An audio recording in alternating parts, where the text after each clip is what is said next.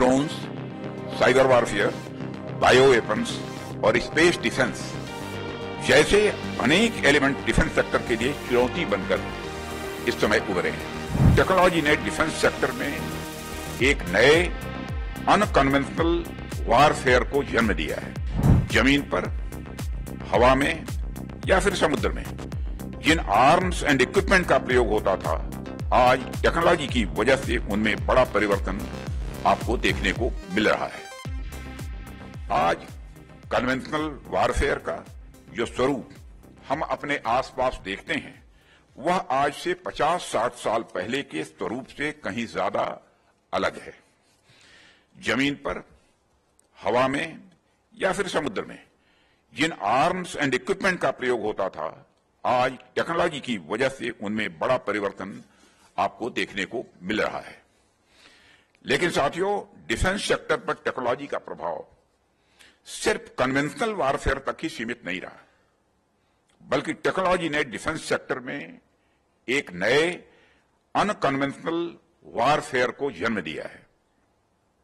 Drones, cyber warfare, bio weapons और space defence जैसे अनेक एलिमेंट डिफेंस सेक्टर के लिए चुनौती बनकर इस समय उभरे हैं।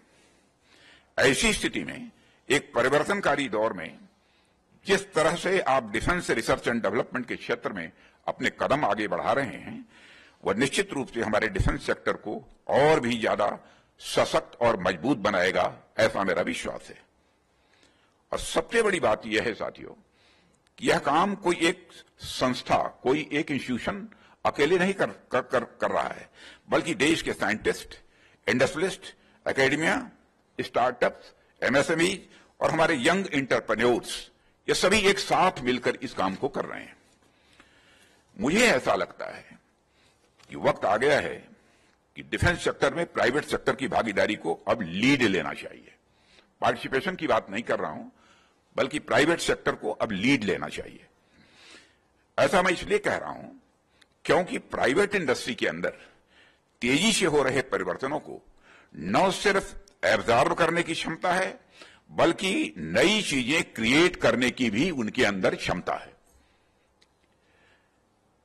आज के इंडस्ट्री लीडर्स, इनोवेटर्स, एंटरप्रेन्योर्स और रिसर्चर्स इसके लिए नेचुरली प्लेस्ड हैं, और मैं मानता हूं कि आप सभी भविष्य में भी टेक्नोलॉजी के क्षेत्र में नित्य नई ऊंचाइयों को टच करेंगे।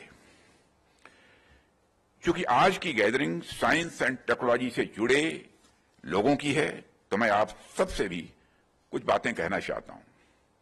मैं समझता हूं कि टेक्नोलॉजी दो प्रकार की होती है। एक वह जो कंटिन्यूअस इंप्रूवमेंट ओरिएंटेड होती है, और दूसरी डिसरप्टिव प्रकार की है, जिससे आप सभी परिचित हैं।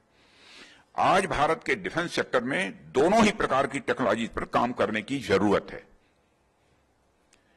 जब हम आपको नए नए चैलेंजेस देते हैं और आप उन्हें पूरा करके दिखाते हैं, तो निश्चित रूप से ही आप इंक्रीमेंटल और डिसरप्टिव दोनों प्रकार की टेक्नोलॉजी के क्रिटिकल गैप को आप फिल कर रहे होते हैं, उसके भर रहे होते हैं।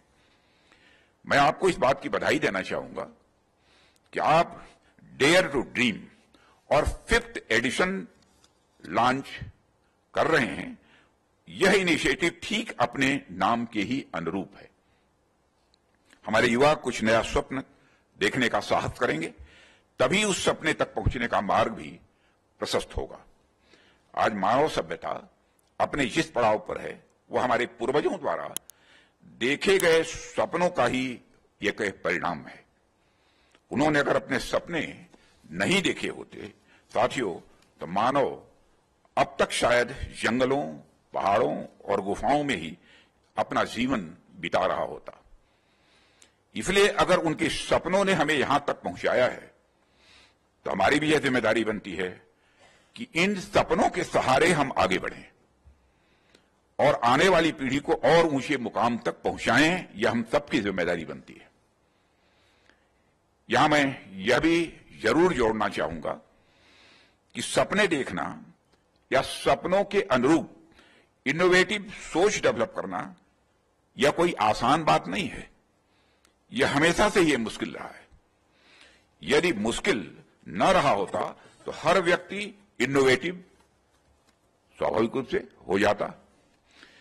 ऐसा क्यों है कि करोड़ों में कोई एक ही आर्यभट्ट निकलता है और जीरो की खोज करके पूरी दुनिया की गणितीय दिशा को, मैथमेटिकल डायरेक्शन को एक्सचेंज कर देता है। ऐसा क्यों होता है कि करोड़ों में कोई एक ही वराहमिहिर और एक ही चरक और कोई एक ही सुश्रुत, कोई एक ही यम विश्वेश्वरैया या कोई एक ही जैसी बसु निकलता है जो अपने ग्रेट आइडिया से रिवॉल्यूशन ला देता है। पर इसके साथ ही एक दूसरी बात भी ध्यान देने योग्य है साथियों, वह यह है कि माना कि अनकन्वेंशनल तरीके से काम करना बहुत ही कठिन होता है। यह किसी दैवीय कृपा से कम नहीं है, इसलिए हर कोई इनोवेशन कर भी नहीं पाता है।